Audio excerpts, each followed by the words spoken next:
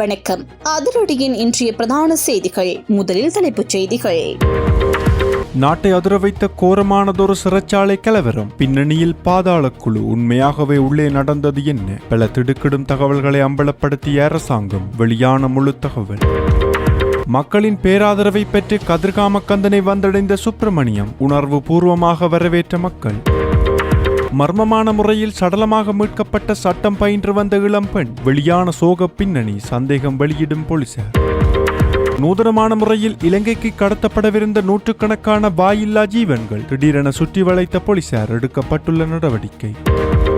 பாராளுமன்றத்தில் கஜேந்திரகுமார் எம்பிக்கு எதிராக கொந்தளித்த அர்ச்சுனா, திடீரென எழுந்து நின்று சபாநாயகரிடம் முன்வைக்கப்பட்ட கோரிக்கை. நாட்டின் முக்கிய பகுதியொன்றில் திடீரென பற்றியெறிந்த வர்த்தக நிலையங்கள், உடனடியாக விரைந்து சென்ற தீயணைப்பு படையினர், பரவலாக பாயும் விசாரணை.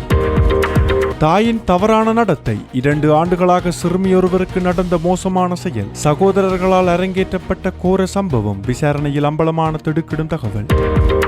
இலங்கையை வாட்டி வதைக்கும் டெங்கின் அதிர்ச்சி தரும் பரவல் எண்ணிக்கை, அடுத்தடுத்து பதிவாகும் உயிரிழப்புகள், திடீரென இழுத்து மூடப்பட்ட பல்கலைக்கழகம், வெளியான தகவல்.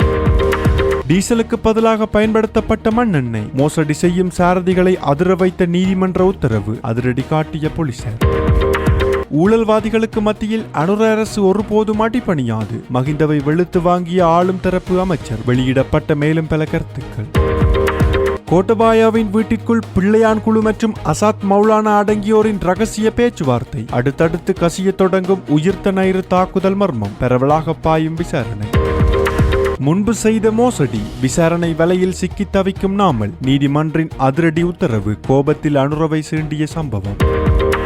முன்னாள் சுகாதார அமைச்சர் கெகிலிய ரம்புகெலவின் பாவச் செயல், பாதிக்கப்பட்ட மக்களுக்கு அனுர அரசாங்கம் வழங்கும் இழப்பீடு, வெளியான தகவல். மக்களின் பணத்தை கொள்ளையடித்து திளைத்து போன ராஜபக்ச குடும்பம், முக்கிய புள்ளியொருவரை வாட்டி வதைக்கும் விசாரணை, மீண்டும் நீதிமன்றம் பிறப்பித்த அதிரடி உத்தரவு. தொடர்பென விரிவான செய்திகள். விரிவான செய்திகளுக்கு செல்ல முன்னர் இது போன்ற செய்திகளை உடனுக்குடன் அறிந்து கொள்ள எமது அதிரடி சேனலை சப்ஸ்கிரைப் செய்து கொள்ளுங்கள்.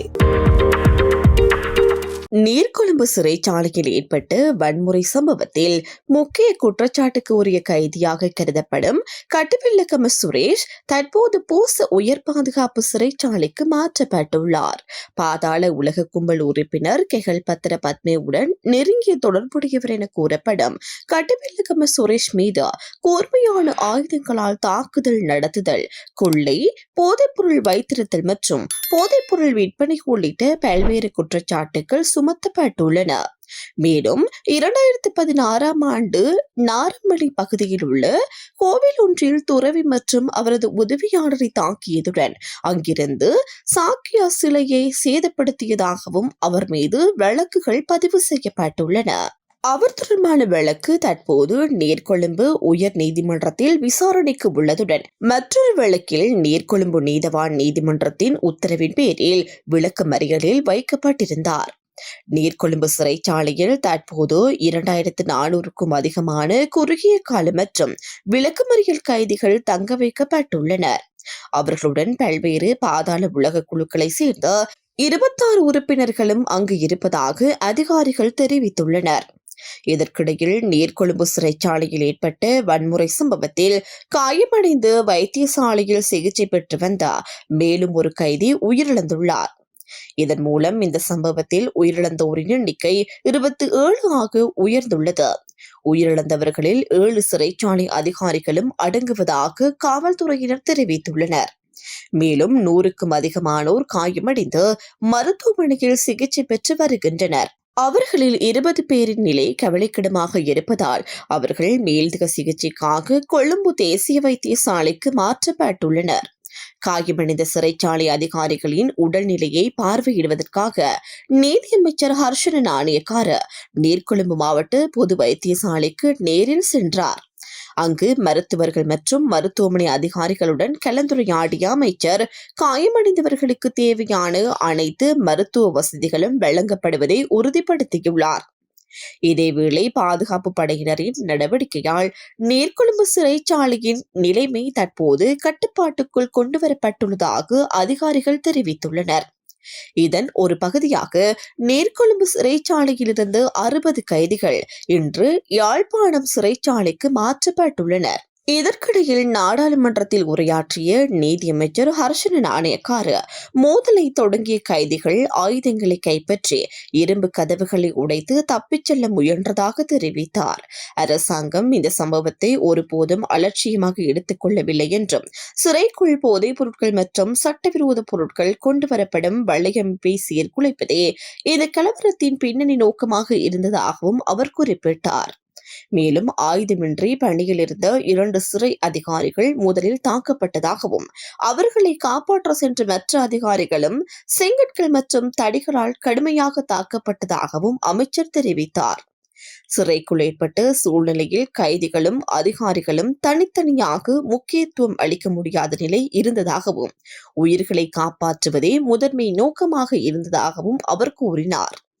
மேலும் சம்பவம் தொடர்பாக விசாரணை நடத்த அமைச்சரவையின் அனுமதியுடன் விசேட விசாரணை குழு நியமிக்கப்பட்டுள்ளதாகவும் கைதிகளின் கைகளுக்கு ஆயுதங்கள் எவ்வாறு சென்றன என்பது குறித்து தனிப்பட்ட விசாரணைகள் நடைபெற்று வருவதாகவும் அமைச்சர் தெரிவித்தார். பாதுகாப்பை உறுதி செய்யும் நோக்கில் மட்டுமே கைதிகள் மீது துப்பாக்கிச் சூடு நடத்தப்பட்டதாகவும் அவர் விளக்கமளித்தார்.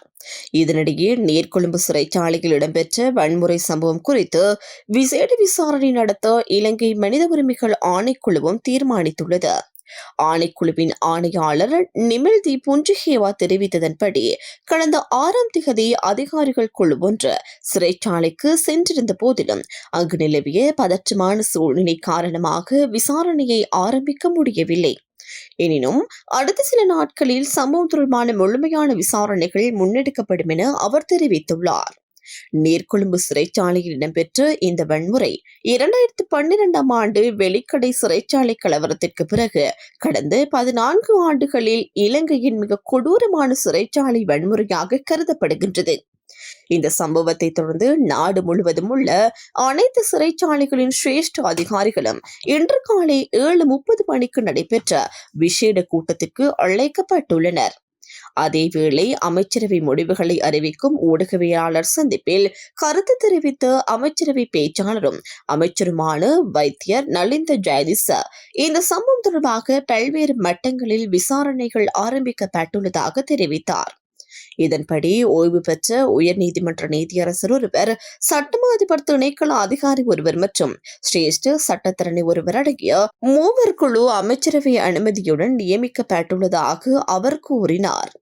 அத்துடன் மினுவாங்குடை போலீசார், கொழும்பு குற்றவியல் பிரிவு, குற்றப்புலனாய்வு திணைக்களம் மற்றும் சிறைச்சாலை திணைக்களம் ஆகியவை தனித்தனியாக விசாரணைகளை முன்னெடுத்து வருவதாகவும் அவற்றின் இறுதியில் அறிக்கைகளின் அடிப்படையில் சம்பவத்தின் முழுமையான உண்மை வெளிச்சத்திற்கு வரும் என்றும் அமைச்சர் தெரிவித்தார்.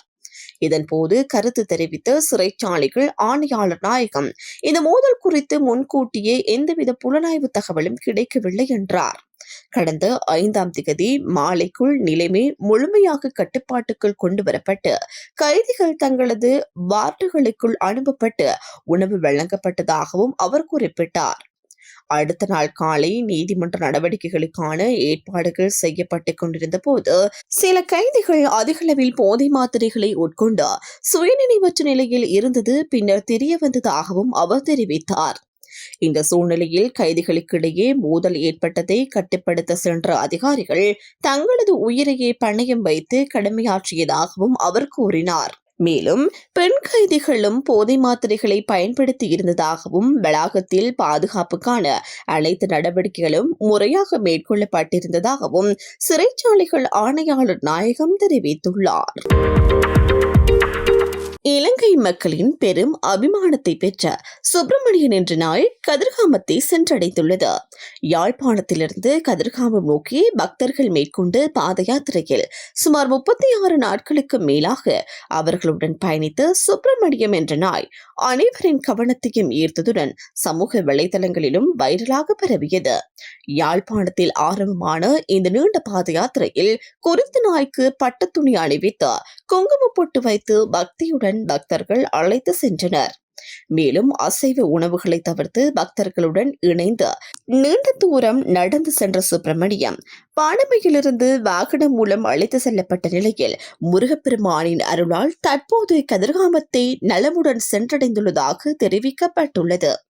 யாழ்ப்பாணம் முதல் கதிர்காமம் வரையிலான இந்த நீண்ட பயணம் பலரின் கூட்டு முயற்சியாலும் பக்தர்களின் அர்ப்பணிப்பாலும் எந்தவித தடைகளுமின்றி நிறைவடைந்துள்ளது. இந்நிலையில் சுப்பிரமணியம் கதிர்காம பாத யாத்திரையை வெற்றிகரமாக நிறைவு செய்துள்ளமை சமூக வலைதளங்களில் பலருக்கு மகிழ்ச்சியை ஏற்படுத்தியுள்ளது. பாணதுறை வடக்கு போலீஸ் பிரிவுக்குட்பட்ட கல்கணுவ வீதியில் அமைந்துள்ள வாடகை வீடு ஒன்றிலிருந்து இளம்பெண் ஒருவரின் சடலம் மீட்கப்பட்டுள்ளது. போலீசார் தெரிவித்த தகவலின்படி உயிரிழந்தவர் பாணதுறை வடக்கு கல்கணுவ வீதியில் உள்ள குறித்த வாடகை வீட்டில் தனியாக வசித்து வந்த 26 வயதுடைய மாண்டமரக்கள்ளையே நத்துணி சகுஸ்ரீ குரு என அடையாளம் காணப்பட்டுள்ளார். இவர் தனியார் பல்கலைக்கழகம் ஒன்றில் சட்ட பட்டப்படிப்பை பயின்று வந்ததுடன் மேலதிகமாக சட்டத்தரணி ஒருவரின் நீதிமன்ற பணிகளுக்கும் உதவி செய்து வந்துள்ளதாக தெரிவிக்கப்படுகின்றது. மேலும் குறித்த இளம்பெண் தனது கல்வி நடவடிக்கைகளையும் சட்டத்துறை தொடர்பான பணிகளையும் குறித்த வீட்டிலிருந்தே மேற்கொண்டு வந்துள்ளதாக போலீசார் குறிப்பிட்டுள்ளனர். இந்த மரணம் தற்கொலையா அல்லது வேறு ஏதேனும் காரணத்தால் ஏற்பட்டதா என்பது தொடர்பில் பாணதுறை வடக்கு போலீசார் மேலதிக விசாரணைகளை முன்னெடுத்து வருகின்றனர். பாம்பன் வடக்கு துறைமுகம் வழியாக இலங்கைக்கு கடத்தப்படவிருந்த 120 பந்தய புறாக்கள் அவற்றை ஏற்றி சென்ற காருடன் இந்திய கியூ பிரிவு காவல்துறையினரால் பறிமுதல் செய்யப்பட்டுள்ளன. சம்பவம் தொடர்பில் மதுரையை சேர்ந்த 2 கைது செய்யப்பட்டு விசாரணைக்கு உட்படுத்தப்பட்டுள்ளனர். இலங்கைக்கு பந்தய புறாக்கள் கடத்தப்பட்டுள்ளதாக கிடைத்த ரகசிய தகவலின் அடிப்படையில் பாம்பன் பாலம் பகுதியில் கியூ பிரிவு காவல்துறையினர் கண்காணிப்பில் ஈடுபட்டிருந்தனர். இதன்போது சந்தேகத்திற்கிடமாக நிறுத்தப்பட்டிருந்த காரை சோதனையிட்ட போது அதில் 6 இரும்பு கூண்டுகளில் 120 புறாக்கள் அடைத்து வைக்கப்பட்டிருந்தமே கண்டுபிடிக்கப்பட்டுள்ளது. இதையடுத்து மதுரையை சேர்ந்த 22 வயதான நாவாய் ஹேரிப் மற்றும் 39 வயதான குமரேசன் ஆகிய இருவரும் கைது செய்யப்பட்டுள்ளனர். விசாரணைகளில் குறித்த பந்தய புறாக்கள் கடல் வழியாக இலங்கைக்கு கடத்துவதற்காக கொண்டுவரப்பட்டதாக அவர்கள் தெரிவித்துள்ளதாக கூறப்படுகின்றது. இதேவேளை புறாக்கள் மற்றும் காரை பறிமுதல் செய்த பின்னர் கடற்கரை பகுதியில் நின்றிருந்த சந்தேகத்திற்கிடமான நாட்டு படகு ஒன்று போலீசாரை கண்டதும் கடலுக்குள் தப்பிச் சென்றுள்ளதாகவும் அது தொடர்பான விசாரணைகள் தொடர்ந்து முன்னெடுக்கப்பட்டு வருவதாகவும் தெரிவிக்கப்பட்டுள்ளது. மதுரை வெளிப்படை பகுதியில் 12 வயது பாடசாலை மாணவி ஒருவர் தனது சகோதரன் உள்ளிட்ட 3 தொடர்ச்சியாக பாலியல் வன்புணர்வுக்கு உட்படுத்தப்பட்ட சம்பவம் பெரும் அதிர்ச்சியை ஏற்படுத்தியுள்ளது. வெளிமடை போகாகுமர பிரதேசத்தில் இடம்பெற்ற இந்த சம்பவத்தில் குறித்த சிறுமி கடந்த 2 ஆண்டுகளாக எவ்வாறான துயரமான நிலைக்கு உள்வாங்கப்பட்டுள்ளதாகவும் விசாரணைகளில் தெரிய வந்துள்ளது. போலீஸ் விசாரணைகளின்படி சிறுமியின் தாய் புத்தளம் மரங்குழி பகுதியை சேர்ந்த நபர் ஒருவருடன் தொடர்பில் இருந்துள்ளார். கணவருடன் வசித்து வந்த போதிலும் குறித்த நபரை சந்திப்பதற்காக தாய் அடிக்கடி தனது மகளையும் அழைத்துக் கொண்டு மரங்குழி பகுதிக்கு சென்று வந்ததாக தெரிவிக்கப்படுகின்றது. இந்த நிலையில் கடந்த 2024ஆம் ஆண்டு தனது தாயுடன் மதுரங்குடிக்கு சென்றிருந்த போது அங்கிருந்த 2 இளைஞர்களால் சிறுமி முதன்முறையாக பாலியல் வன்புணர்வுக்கு உட்படுத்தப்பட்டுள்ளதாக விசாரணைகளில் தெரிய வந்துள்ளது. இதனைத் தொடர்ந்து 2026ஆம் ஆண்டு ஜனவரி மாதம் முதல் பாதிக்கப்பட்ட சிறுமியின் 21 வயதுடைய சொந்த சகோதரனே அவரை தொடர்ச்சியாக பாலியல் வன்புணர்வுக்கு உட்படுத்தியுள்ளதாக தெரிவிக்கப்படுகின்றது. சம்பவம் தொடர்பில் தகவல் கிடைத்ததை அடுத்து பாதிக்கப்பட்ட சிறுமி மருத்துவ பரிசோதனைக்காக வெளிமடை ஆதார வைத்தியசாலையில் அனுமதிக்கப்பட்டுள்ளார். சந்தேக நபர்களை கைது செய்வதற்கான மேலதிக விசாரணைகள் தொடர்ந்து முன்னெடுக்கப்பட்டு வருகின்றன. மதுரை மாவட்ட உதவி போலீஸ் அத்தியட்சகர் உதயகுமார் மற்றும் பண்டாரவளி பிரிவு சிரேஷ்ட போலீஸ் அத்தியட்சகர் PFG பெரேரா ஆகியோரின் அறிவுறுத்தலின் பேரில் போகாகும்பர போலீஸ் நிலைய பொறுப்பதிகாரி தலைமை போலீஸ் பரிசோதகர் ரீஹாரினார் பண்டார தலைமையிலான குழுவினர் விசாரணைகளை மேற்கொண்டு வருகின்றனர். இந்த ஆண்டின் இதுவரையான காலப்பகுதியில் இலங்கையில் பதிவாகியுள்ள மொத்த டெங்கு நோயாளர்களின் எண்ணிக்கை 62,000 தாண்டியுள்ளதாக தேசிய டெங்கு கட்டுப்பாட்டு பிரிவு தெரிவித்துள்ளது. இந்த பிரிவின் பதில் பணிப்பாளர் வைத்தியர் கபில கண்ணங்கர தெரிவிக்கையில், ஜூலை மாதத்தில் மட்டும் 7038 டெங்கு நோயாளர்கள் பதிவாகியுள்ளதாக கூறினார். இதேவேளை டெங்கு பரவல் அபாயம் காரணமாக முரட்டுவை பல்கலைக்கழகத்தை 2 வாரங்களுக்கு தற்காலிகமாக மூட பல்கலைக்கழக நிர்வாகம் நடவடிக்கை எடுத்துள்ளது. தற்போது பல்கலைக்கழகத்தில் பரீட்சைகள் நடைபெற்று வரும் நிலையில் காய்ச்சலால் பாதிக்கப்பட்ட சில மாணவர்கள் அந்த பரீட்சையில் கலந்து கொண்டதாக தெரிவிக்கப்பட்டுள்ளது. இதன் காரணமாகவே முன்னெச்சரிக்கை நடவடிக்கையாக பல்கலைக்கழகத்தை தற்காலிகமாக மூட தீர்மானிக்கப்பட்டுள்ளதாக பல்கலைக்கழக நிர்வாகம் தெரிவித்துள்ளது. எனினும் மாணவர்களுக்கான விரிவுரைகள் இணையவழி ஊடாக தொடர்ந்தும் நடைபெறும் என்றும் அறிவிக்கப்பட்டுள்ளது. இதன்படி நேற்று முன்தினம் முதல் 2 வாரங்களுக்கு மூடப்பட்டுள்ள மொரட்டுவை பல்கலைக்கழகத்தின் கல்வி நடவடிக்கைகள் எதிர்வரும் 21ஆம் தேதி மீண்டும் ஆரம்பிக்கப்பட உள்ளதாக தெரிவிக்கப்பட்டுள்ளது. டீசலுக்கு பதிலாக மண்ணெண்ணெயை பயன்படுத்தி சட்டவிரோதமான முறையில் பேருந்துகளை இயக்கிய குற்றச்சாட்டில் கைது செய்யப்பட்ட 3 கல்முனை நீதவான் நீதிமன்றம் அபராதம் விதித்துள்ளது. அதன்படி அம்பாறை கல்முனை தலைமையக காவல்துறை பிரிவுக்குட்பட்ட பகுதியில் மேற்கொள்ளப்பட்ட சோதனை நடவடிக்கையின் போது கைது செய்யப்பட்ட 3 தலா 1,20,000 ரூபாய் வீதம் மொத்தமாக 3,60,000 ரூபாய் அபராதமாக செலுத்துமாறு நீதிமன்றம் உத்தரவிட்டுள்ளது. கல்முனை போக்குவரத்து காவல்துறை பிரிவின் பொறுப்பு அதிகாரி தலைமை காவல்துறை பரிசோதகர் தலைமையிலான குழுவினரால் முன்னெடுக்கப்பட்ட விசேட சோதனை நடவடிக்கையின் போதே குறித்த பேருந்துகள் கைப்பற்றப்பட்டுள்ளன. டீசலுக்கு பதிலாக மண்ணெண்ணெயை பயன்படுத்தி சட்டவிரோதமான முறையில் பொது போக்குவரத்து சேவையில் ஈடுபட்டமை தொடர்பில் சந்தேக நபருக்கு எதிராக கல்முனை நீதிமன்றத்தில் வழக்கு தொடரப்பட்டது. இந்த வழக்கின் விசாரணைகளை தொடர்ந்து நீதிமன்றம் குறித்த அபராத தொகையை விதித்துள்ளது. இதேவேளை டீசலுக்கு பதிலாக மண்ணெண்ணெயை பயன்படுத்தி சட்டவிரோதமாக பொது போக்குவரத்தில் ஈடுபடும் பேருந்துகள் தொடர்பில் தகவல்களை வழங்குமாறு கல்முனை தலைமையக போக்குவரத்து காவல்துறை பிரிவின் பொறுப்பதிகாரி பொதுமக்களிடம் கோரிக்கை விடுத்துள்ளார். மட்டக்களப்பு நகரின் சென்ட்ரல் வீதி மற்றும் பசார் வீதியில் ஏற்பட்ட பாரிய தீ விபத்தில் 2 கடைகள் முற்றாக எரிந்து அழிந்துள்ளதுடன் மேலும் 5 கடைகள் சேதமடைந்துள்ளன. நேற்று அதிகாலை சுமார் 5 மணியளவில் ஏற்பட்ட இந்த தீ விபத்தை தொடர்ந்து மட்டக்களப்பு மாநகர சபையின் தீயணைப்பு பிரிவினர் மற்றும் போலீஸ் தீயணைப்பு பிரிவினர் இணைந்து தீயை கட்டுப்படுத்தும் நடவடிக்கையில் ஈடுபட்டனர். சுமார் 4 மணி நேர போராட்டத்தின் பின்னர் காலை 9 மணியளவில் தீ முழுமையாக கட்டுப்பாட்டுக்குள் கொண்டுவரப்பட்டது. குறித்த தீ விபத்தினால் சென்ட்ரல் வீதியில் அமைந்திருந்த பல வர்த்தக நிலையங்கள் சேதமடைந்துள்ளதாக தெரிவிக்கப்பட்டது.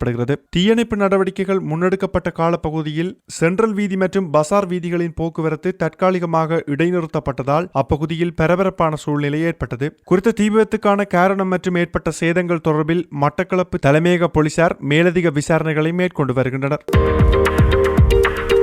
நாடாளுமன்றத்திற்குள் தமக்கு எதிராக அநாகரிகமான வார்த்தை பிரயோகங்களை மேற்கொண்டதாக குற்றம் சாட்டிய நாடாளுமன்ற உறுப்பினர் கஜேந்திரகுமார் பொன்னம்பலத்தை நாடாளுமன்ற சிறப்புரிமை குழுவிலிருந்து தற்காலிகமாக இடைநீக்கம் செய்ய நடவடிக்கை எடுக்குமாறு நாடாளுமன்ற உறுப்பினர் ராமநாதன் அர்ச்சுனா சபாநாயகரிடம் கோரிக்கை விடுத்துள்ளார். நாடாளுமன்றத்தில் உரையாற்றிய அர்ச்சுனா கஜேந்திரகுமார் பொன்னம்பலம் தனது உரையை நிறைவு செய்த பின்னர் நாற்காலியில் அமர்ந்து கொண்டு தம்மை நோக்கி கேவலமான மற்றும் தவறான வார்த்தைகளை பயன்படுத்தியதாக குற்றம் சாட்டினார். இந்த சம்பவம் நாடாளுமன்ற கேமராக்களில் பதிவாகி இருக்கும் என்றும் அவர் தெரிவித்துள்ளார். மேலும் கஜேந்திரகுமார் பொன்னம்பலத்தின் கட்சி உறுப்பினர் மற்றும் ஆதரவாளர்கள் 5 எதிராக தமக்கு உயிர் அச்சுறுத்தல் விடுக்கப்பட்டமை தொடர்பில் மல்லாகம் நீதவான் நீதிமன்றில் வழக்குகள் நிலுவையில் உள்ளதாகவும் அர்ச்சுனா குறிப்பிட்டுள்ளார்.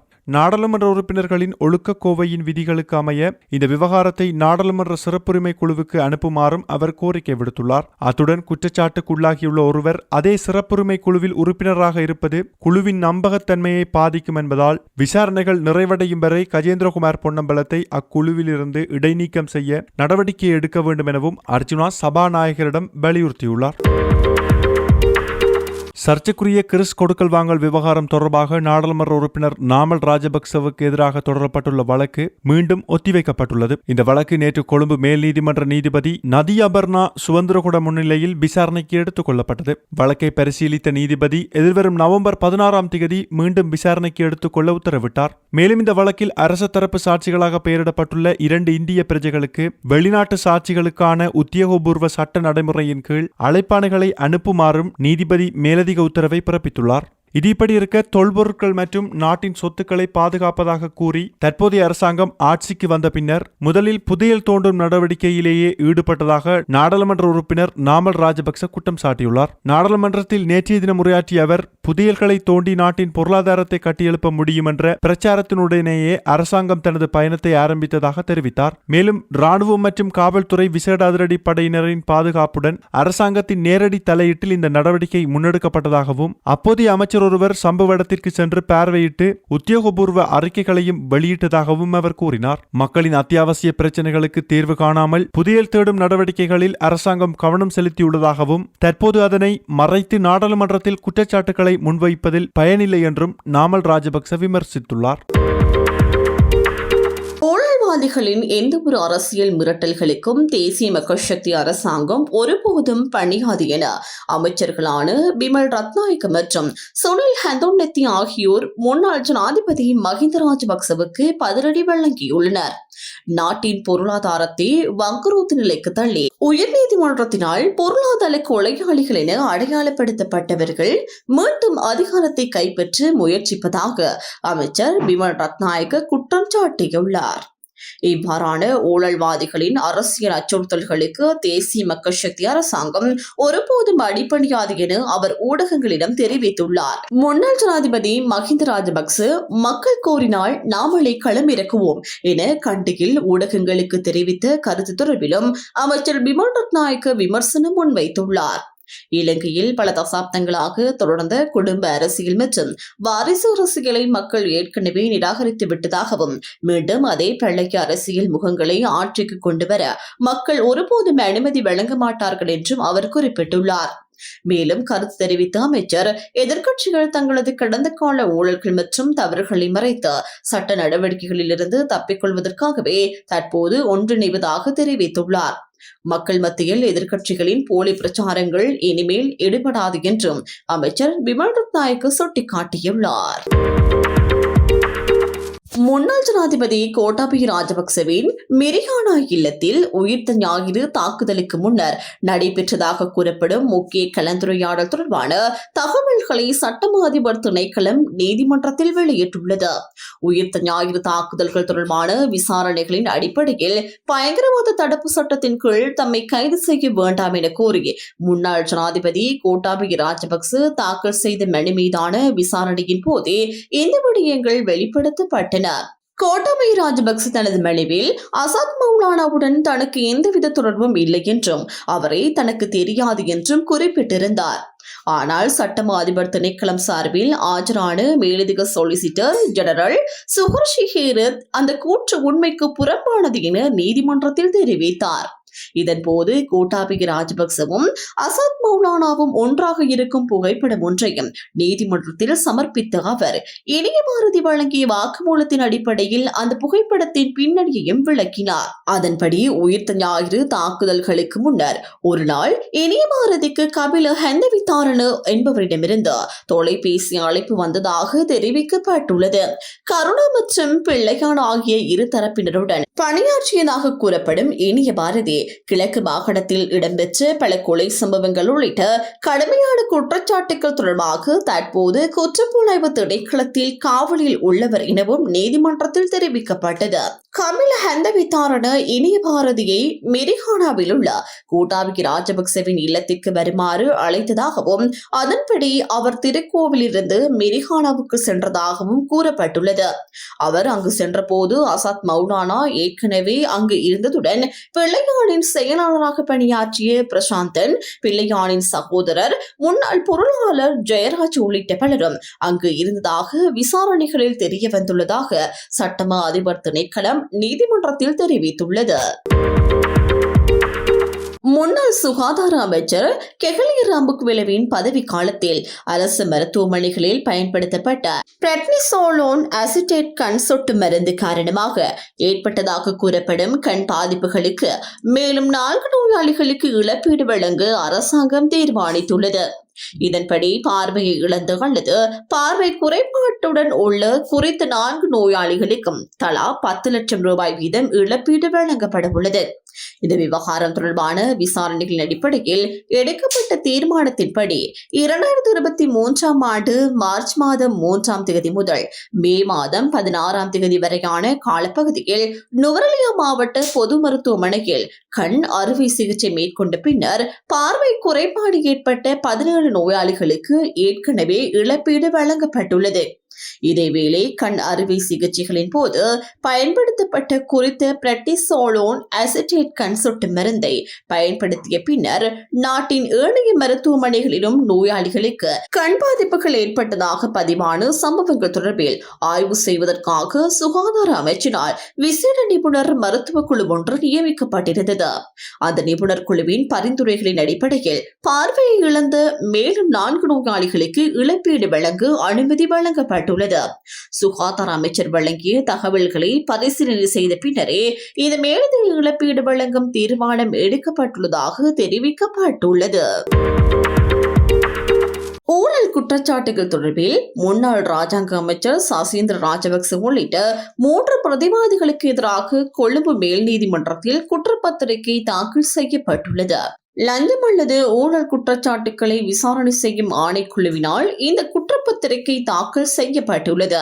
குறித்த வழக்கு கொழும்பு மேல் நீதிமன்ற நீதிபதி ரவீந்திர பிரேமரத்ன முன்னிலையில் விசாரணைக்கு எடுத்துக் கொள்ளப்பட்டது. இதன்போது பிரதிவாதிகள் 3வரையும் தலா 1 மில்லியன் ரூபாய் பெறுமதியான 2 தனிநபர் பிணைகளில் விடுவிக்க நீதிமன்றம் உத்தரவிட்டுள்ளது. அத்துடன் பிரதிவாதிகள் நாட்டை விட்டு வெளியேறுவதை தடுக்கும் வகையில் வெளிநாட்டு பயண தடையும் நீதிபதியினால் விதிக்கப்பட்டுள்ளது.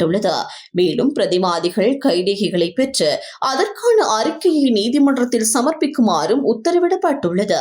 இந்த வழக்கில் சேபாலிகா, சமன்குமாரி மற்றும் கீர்த்தி பண்டாரு கொட்டகாமா ஆகியோரும் பிரதிவாதிகளாக பெயரிடப்பட்டுள்ளனர். லஞ்ச அல்லது ஊழல் குற்றச்சாட்டுக்களை விசாரணை செய்யும் ஆணைக்குழுவின் தகவலின்படி பிரதிவாதிகள் தங்களது அதிகாரப்பூர்வ செல்வாக்கை பயன்படுத்தி இழப்பீட்டு பணியகத்தின் சில அதிகாரிகளுக்கு அழுத்தம் கொடுத்து 82,50,000 ரூபாய் இழப்பீட்டுத் தொகையை பெற்றுக் கொண்டதாகவும் அதற்கு உடந்தையாக இருந்ததாகவும் குற்றச்சாட்டுகள் முன்வைக்கப்பட்டுள்ளன.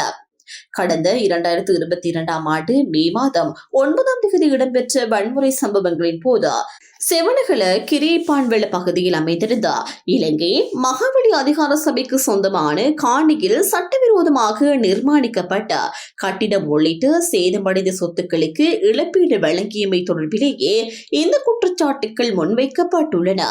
குறித்த சொத்துக்கான இழப்பீட்டு கோரிக்கை முன்னதாக நிராகரிக்கப்பட்டிருந்த போதிலும் பிரதிவாதிகள் அந்த இழப்பீட்டு தொகையை பெற்றுக் கொண்டதாக அரசு தரப்பு குற்றம் சாட்டியுள்ளது. இத்துடன் அதிரடியின் இன்றைய பிரதான செய்திகள் நிறைவடைகின்றன. எமது செய்தி தொடர்பான உங்களுடைய கருத்துக்களை மறக்காமல் கமெண்டில் பதிவிடுங்கள்.